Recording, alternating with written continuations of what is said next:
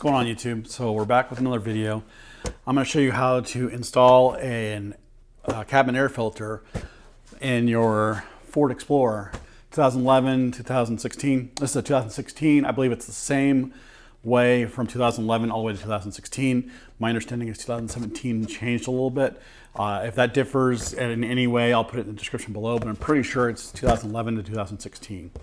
But reasons why you want to change your cabin air filter. Not only do you want to change the filter for the air filter in your vehicle itself, but you also want to change the filter that's filtering any air coming into the vehicle itself for AC and heat. Reasons why you want to do that is make sure that you have clean air coming in and keeping the bad air out. Also, you need to change it regularly, just like you would your regular air filter for your engine. You need to do it every 40,000 miles-ish. I say ish because this thing has 60,000 miles on it, and we've had it since about 10,000 miles, and we haven't changed it since, or we haven't actually changed it ever. So, and I'm pretty sure the dealership didn't change it at 10,000 miles. So, I'm going to show you how to change your cabin air filter. It's actually not too bad. There are two or three different things that I'm going to show you to make it easy for you. So let's get started. So the first thing I do is I always put the seat back as far as I can, and usually clean up the vehicle a little bit. It's a little bit dirty here, but the cabin filter is behind the actual glove compartment box. So sometimes it's nice to clean out the glove compartment box, make sure there's nothing in there, but today we're just gonna leave it in there. So this is being held in. I don't know if you can see it, but right about here, there's a little clip right there. You see it? So that has to be, and you can see it inside right there, but that has to be pulled back a little bit, and it'll release that tension.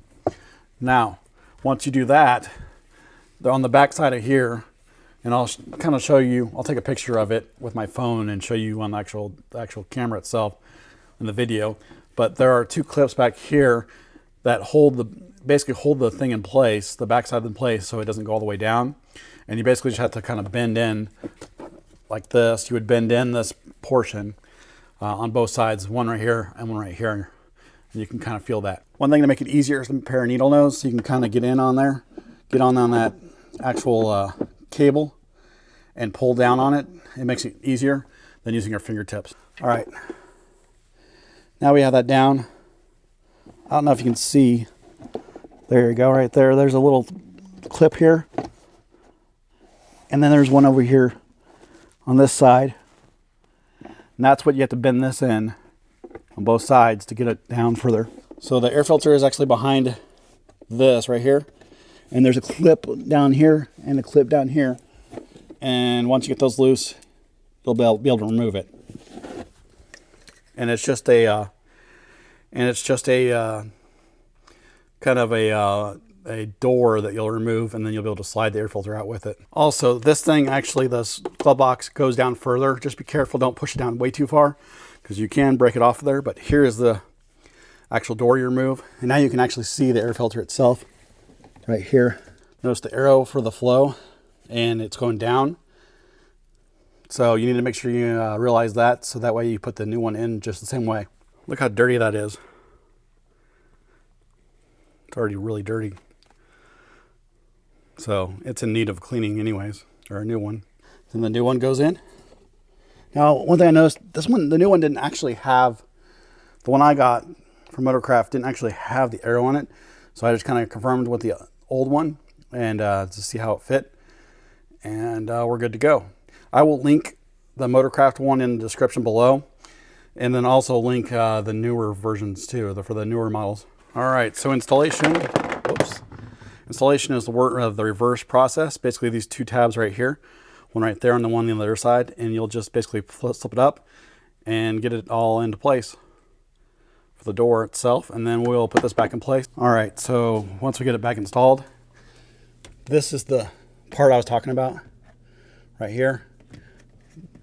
The actual the actual tether is back behind there a little bit. I'll have to go grab it again, but I'm going to get it in the bigger hole.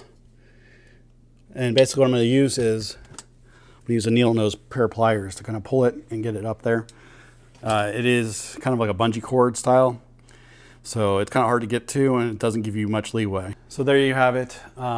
It's not as easy as my Tacoma to install, but it's not too bad.